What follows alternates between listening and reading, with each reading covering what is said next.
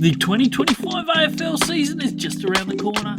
We're counting down with season previews for every club. Today, we've got the Adelaide Crows. Enjoy. Welcome on in, everybody, to the All Aussie Rules YouTube channel. We're going through season previews for 2025 for every club. We're starting, this is episode 1, the first one, Adelaide Crows. We're going through in alphabetical order. So keep coming back every day. During the week, every weekday, there's going to be a new one. So Brisbane's next up. They'll be out on Monday. Then Carlton, Collingwood, all the way through to the Western Bulldogs, which will be coming out in a couple days before the season starts officially for opening round in 2025. We're going to be going through everything from last season to depth charts to best 22s, what we expect for the coming year. So stick around. Like the video if you enjoy it.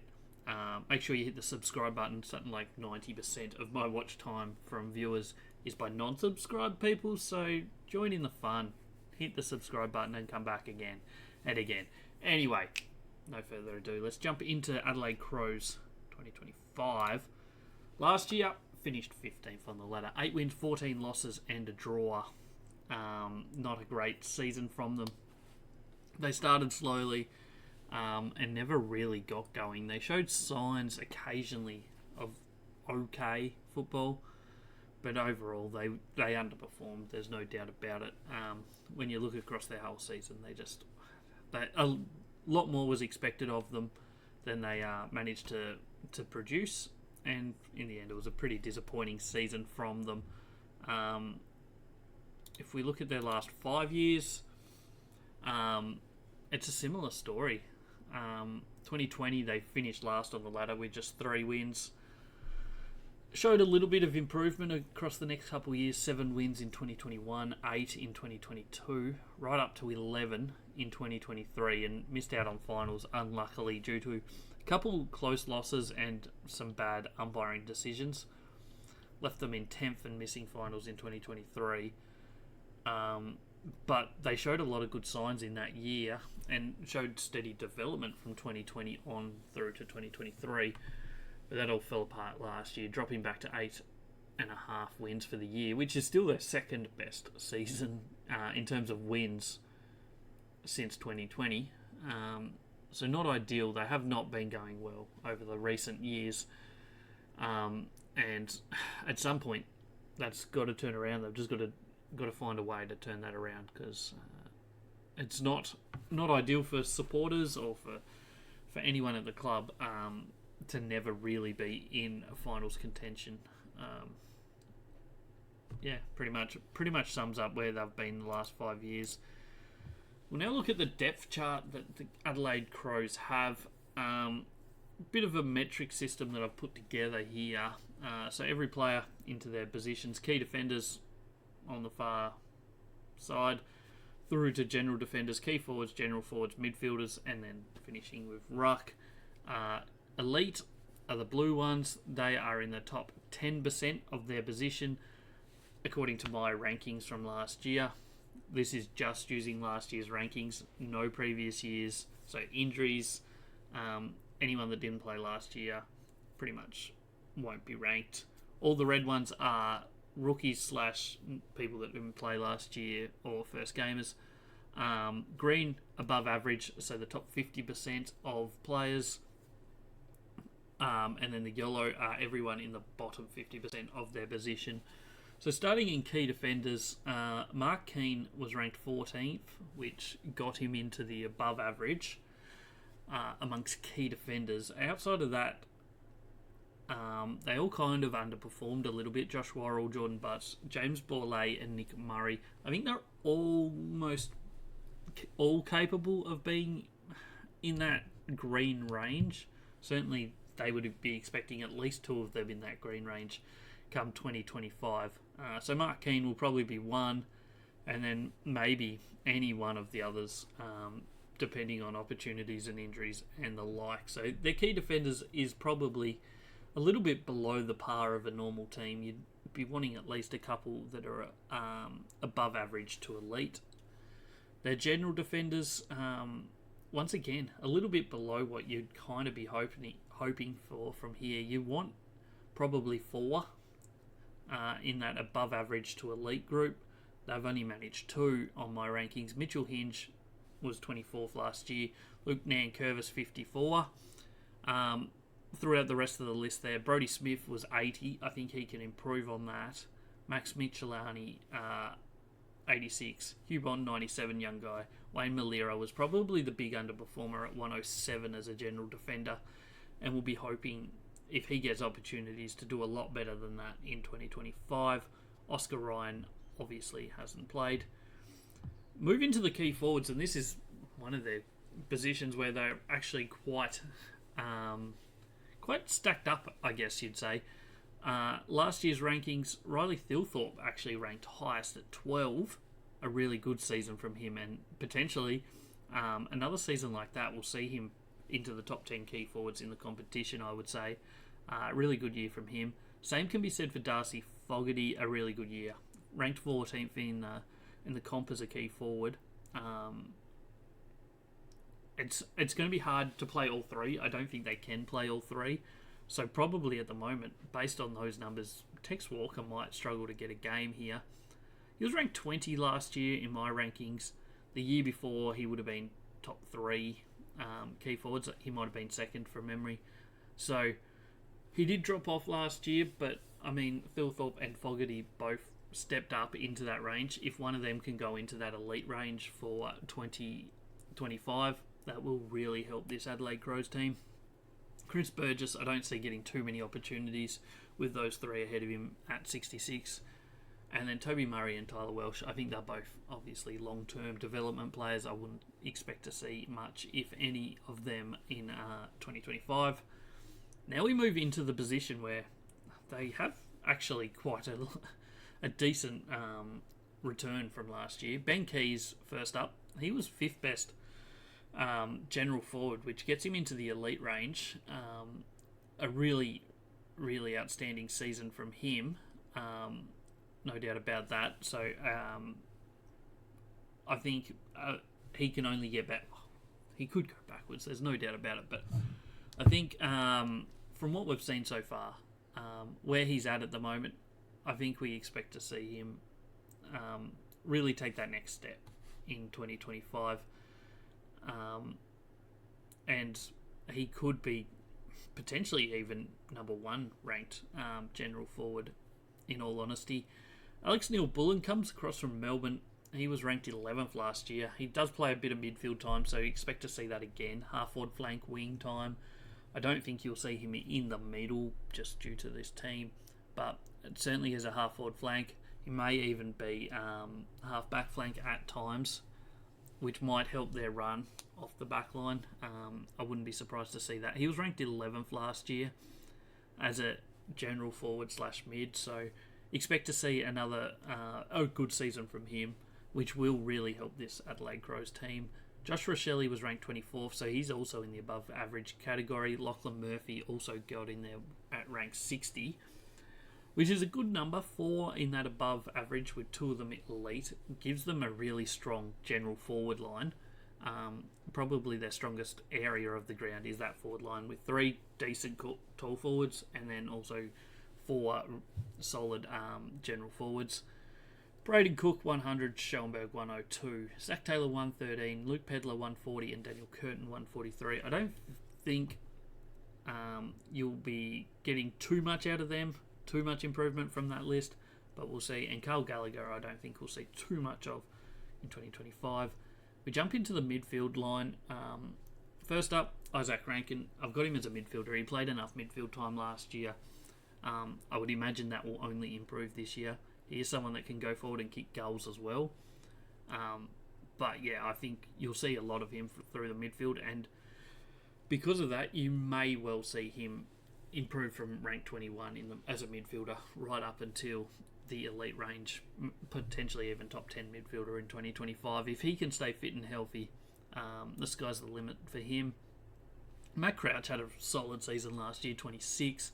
Jordan Dawson was a bit below his best last year. He would have been 2023, he would have been ranked in the top 15 midfielders. So to drop back to 30th, not ideal for him, but expect to see maybe an improved season from him this year. Maybe less pressure on him as a midfielder in 2024 with a couple handy additions that we'll get into shortly. Rory Laird, solid season from him. He was ranked 32. Saligo probably showed signs that he could really be pushing up into the top 30 midfielders as well. He had some really good games in and under in the midfield, so look for that to improve. James Peatling, he's obviously come across from GWS. He was ranked 83 last year. I think he'll get a lot more opportunity in this Adelaide Crows lineup, which will certainly only help them. Probably coming off the wing a lot of the time, but that won't be a bad thing for him. As long as he's able to run and carry and use the ball, he'll be very beneficial to this Adelaide Crows team. Lachlan Shull, 89, Sam Berry, 104, Chase Jones, 113.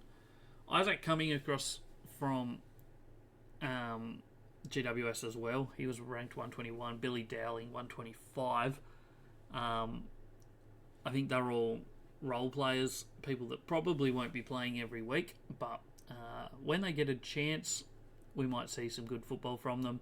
Sid Draper is the interesting one, being picked 2 in the draft.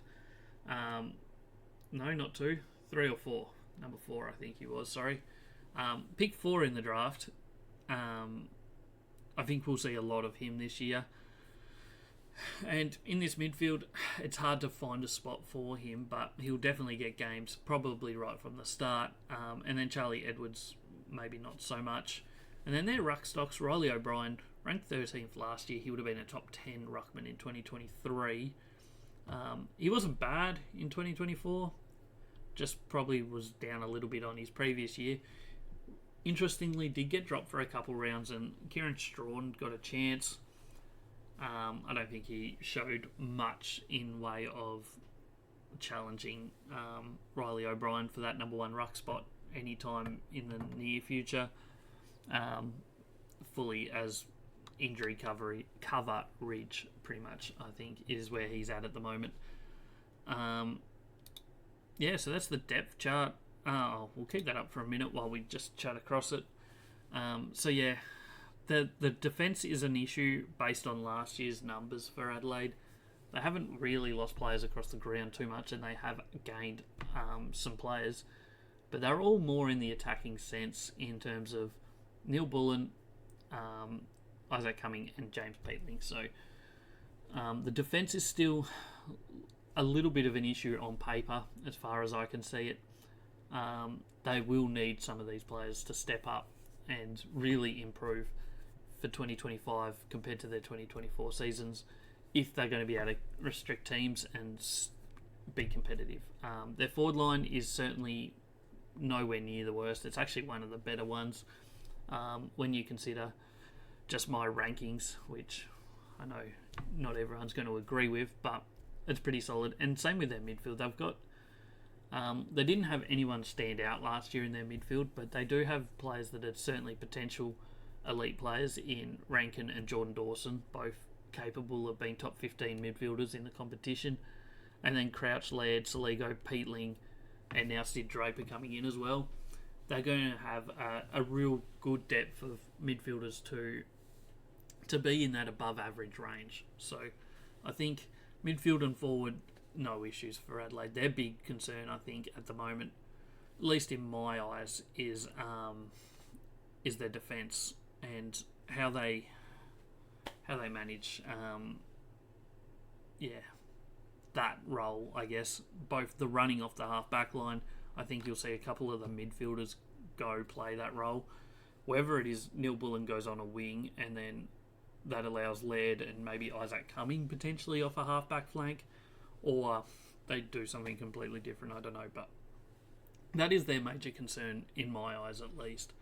We'll now move on to the best 22, according to myself. I did this a couple of weeks ago. I haven't touched it since. I might, in a podcast episode right before the season starts, do another one or just update across the board for each team. But this is how I see it at the moment.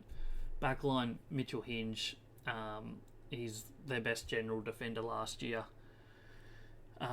Mark Keane at fullback.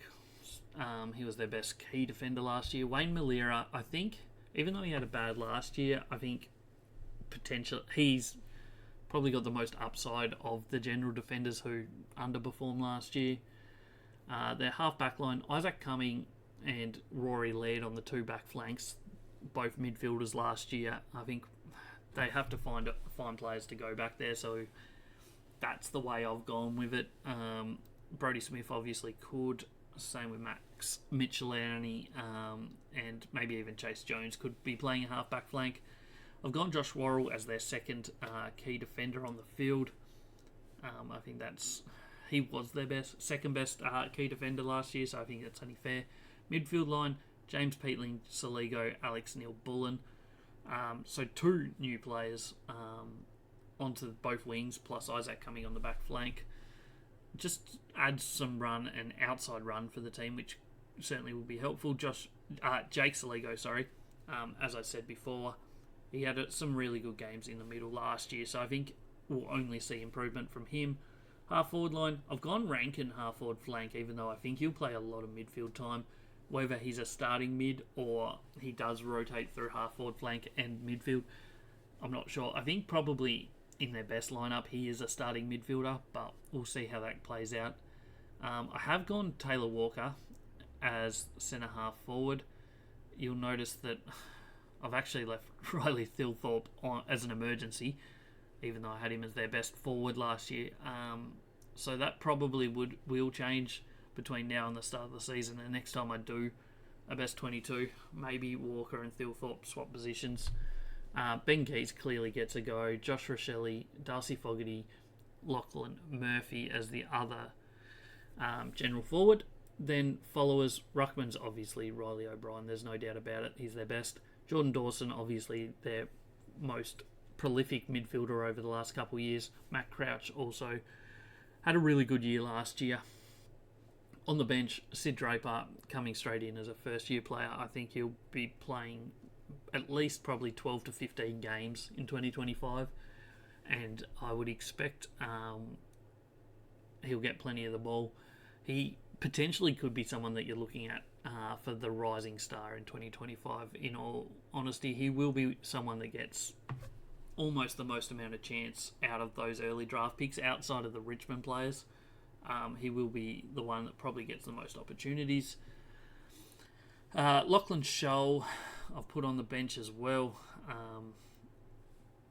as a midfielder. He had a good year last year. He wasn't outstanding, but I think we can see some good football from him. Luke Nankervis and Sam Berry as the final two. And then we're going, just missing out as emergencies, Chase Jones, Max Michelini, Riley Thilthorpe, as I mentioned, probably actually will go into my best 23 by the time the season starts. Brodie Smith, Harry Schellenberg, and James Borley. Moving on from that, we're going to have a look at their 2025 schedule. Their first game, they start with St Kilda at Adelaide Oval.